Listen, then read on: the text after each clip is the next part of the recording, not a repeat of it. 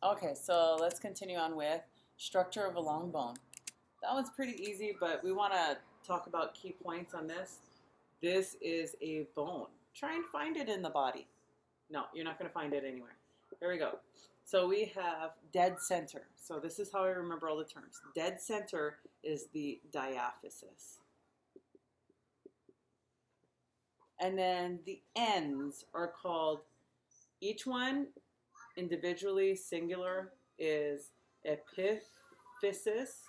You can say epiphysis, epiphysis. If I wanted to say plural for anything, I change the is to es. So epiphyses is talking about the two end caps for the bone. And this section here in the middle of the two is always changing. So you remember metamorphosis for a butterfly? Meta, changing. Metaphysis. Metaphysis is the other section in a long bone. The distinction here is meta actually has cartilage. So these here in long bones, they're pretty much bone. We'll talk about how you convert bone from cartilage. That's the most common way that you can actually develop cartilage. But in the section here, the metaphysis, it continues to be cartilage so that you can continue to grow. Once you convert all of this to bone, you stop growing in height. There's two ways that we can describe bone growth.